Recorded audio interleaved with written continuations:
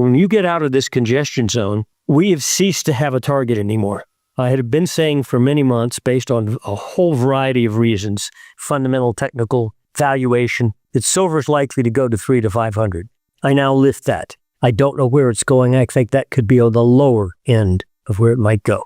Also, I restate the old reality that gold has twice in the past, since it was legalized by the government. 1976 to 1980 was a bull market that was eightfold, low to high. 2002 to 2011 was a bull market that was eightfold, from bear market low to bull market high. Our bear market low was 1,050, so we're 4,600, so we're more than fourfold. We're not eightfold. We'd have to go to 8,000 to 9,000 gold just to match the relative dimension of the prior two bull markets, which were under less dramatic fundamental situations. Global macro markets are rapidly approaching a massive volatility event as traditional paper assets face unprecedented structural pressure. Capital is beginning to shift aggressively across major asset classes, signaling a transformative breakout phase for precious metals. Michaeloliver, a veteran momentum structural analyst and financial market researcher, outlines an impending historic repricing across monetary assets. Past secular gold bull markets delivered eightfold surges from low to high. Based on the bear market low of $1,050, gold must reach $8,000 to $9,000 simply to match historical precedent, even though current economic drivers are far more severe. Meanwhile, the previous price ceiling for silver of $300 to $500 has been completely lifted, with that range now viewed as the low end of where its ultimate breakout trajectory will land. Now, we present the clips from Michaeloliver's interview. Before we continue to discuss this, please hit the like button, subscribe to the channel, and ring the bell icon. Thank you, and enjoy the video. If gold did what, for instance, GDX just did, gold right now, instead of being 4,600, it'd be more like 5,200 or something, okay? But there's a point at which the doubters, and they will sell on the way up, there's no doubt, but we argue that this rally is different. It will sustain. Yes, there will be pullbacks, because the doubters will come in here and there, but that there will be a point at which even the dummies who don't realize the massive fundamental driver and technicals that are underneath this market, the monetary metals, will realize, oh gosh, I was wrong. This wasn't a bull market top. It was a major teasing corrective pullback, most of which occurred in a day and a half, actually.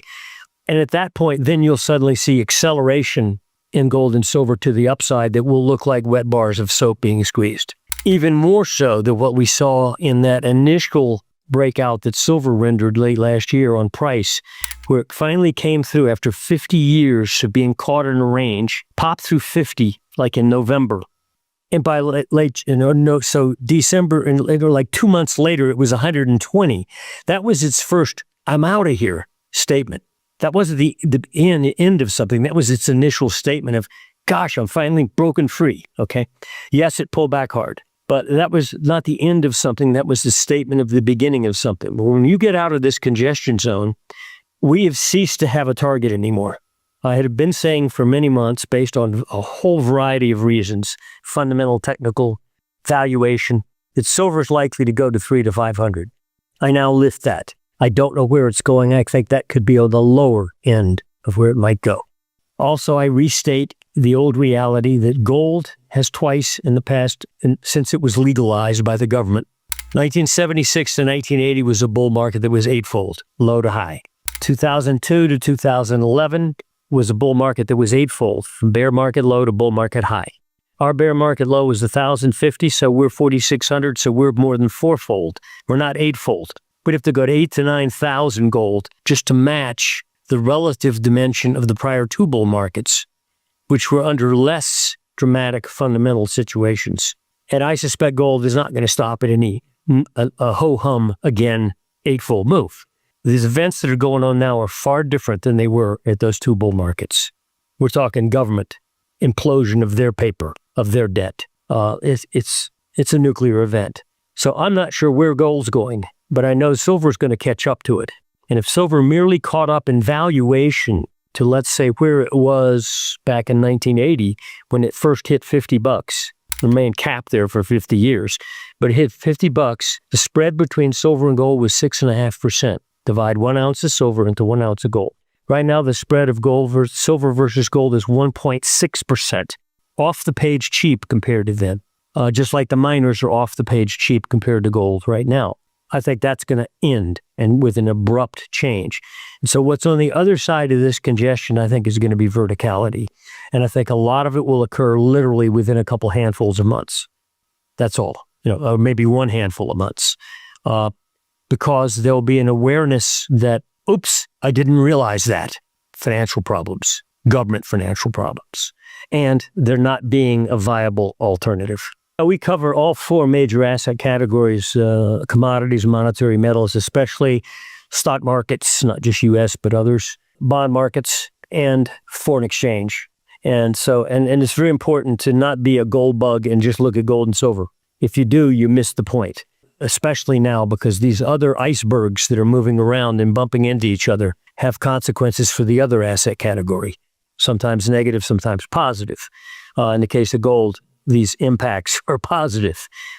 Suddenly, the government debt iceberg is in question. The stock market is topping. And I think that by the end of this year, you will know that big time.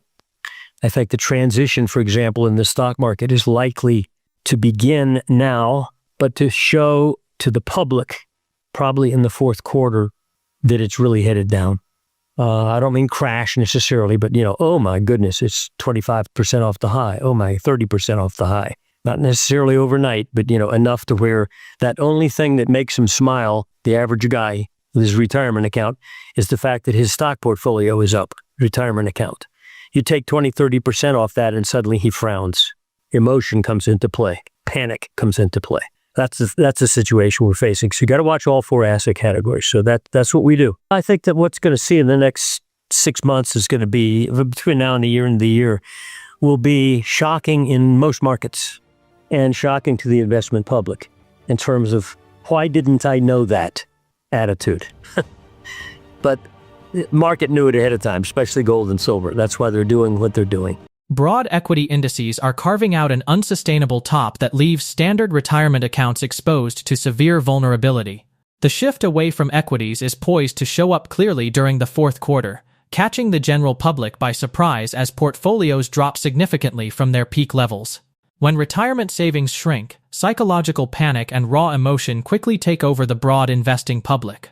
Cross-market dynamics between commodities, debt, currencies, and equities demonstrate that major economic icebergs are colliding.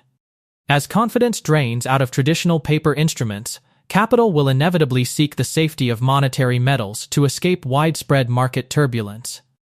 Now, let's get back to the interview. When we topped in 2000 and went down through 2002, the S&P lost 50%, but NASDAQ 100 lost 82%. And yet the internet reality was real. In fact, even more so than people touted it to be, okay? And yet it corrected that big. Corrected, you can call it a correction if you want. And it took it like till 2013, I think, for the NASDAQ to even get back to its 2000 high, okay? But that was .com, okay? Excess in a bubble category. Then you have the 2007 to 2009 bear market in stocks, 50+% drop in the S&P in layers, and it was mortgage-based. Private debt, anticipated by the guys in, The Big Short, and then technically finally justified in late 2007-8. They were ahead of the time by a couple of years. Poor guys. Anyway, but that wasn't government debt, private debt. And so the Fed came in and did QEs and so forth to help save it. Of course, late in the game, it already collapsed by that point. And now, though, we have something different. We have a nuclear event that's way bigger than private debt. We also have private debt problems as well. Some of the metrics of private debt are as high as they were in 2007 right now, okay?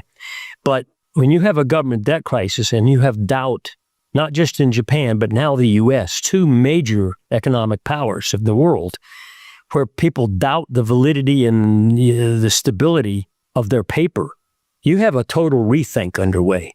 I don't mean a temporary one, but something that could change a lot of things that people don't anticipate. Politics could change. The political parties could bust apart, as they're doing, meaning neither one is a majority party anymore. They almost need third parties to get a majority. Okay, you get my point.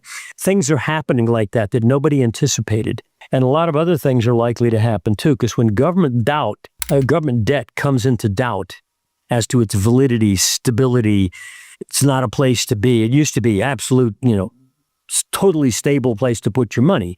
Now it's not perceived that way. Well, what do you do then? And also that brings into doubt fiat money. And I don't just mean the yen or the dollar, which is going to head into demise here very shortly in a way that everybody can notice, but also the euro and the pound. I mean, it's not been forever after all. Fiat currencies have not been around for 300 years. They've been around for one long human lifetime, 100 years or so. And every decade, the government debt crisis increases and increases, and we sure shove it out of the way and ignore it. Because Jamie Dimon said some months ago, this time we got a debt crisis, and we're going to have to deal with it. Not going to be able to push it aside for another 10 years. So I think what you're seeing in that miner versus gold spread is not merely a statement that the miners are too cheap to gold, which is true. By the way, same is true with silver versus gold. It is the same technical situation favoring it. But that something much bigger is going on here, and that's merely a reflection in one overlooked price asset category that will express upward ventilation because of these factors that we're talking about suddenly coming into people's vision. Like, oh, I hadn't even thought of that. That's a typical ambush that markets inflict on people when they turned. Is after the fact, then the reasons become evident. So this talk about, for instance, war. Heck, we have wars every couple decades. Just go back and look at your history. I don't mean World War II and World War I, but all the wars in between, involving the U.S. even. So that's a constant. So you can't say, well, things are uncertain only now because of the Iran-U.S. war. No, we've had a lot of wars before. That's transient. And ultimately, it's going to, you'll look back and say, well, that really didn't matter. In fact, if you take a S&P chart or a gold chart and go back to when the war began and draw a line sideways, you'll see it really didn't matter. Yes, there were ups and downs, but it was, there's nothing that really happened pivotal at that point that lasted when the war began. So anyway, but this situation with the financial assets of government is so major that I call it nuclear event. And I think that this gold spread, miners versus gold, is simply an indication of the initial asset class panic shift into that which is more stable, safer. The foundational driver behind this global economic reset is not a standard business cycle downturn or transient geopolitical tension, but a severe sovereign debt crisis. Major economic powers are facing immense scrutiny over the stability of their balance sheets, placing the century-long fiat currency framework under unprecedented stress. At the same time, gold mining shares and physical silver remain drastically undervalued when measured directly against physical gold. With silver's comparative valuation sitting near historic lows of 1.6% compared to the 6.5% reached in 1980, this massive spread signals an explosive technical catch-up as capital flees depreciating sovereign debt. Share your thoughts about this interview in the comment section below. If you found this video helpful, please hit the like button, subscribe to the channel, and ring the bell icon. Thanks for watching.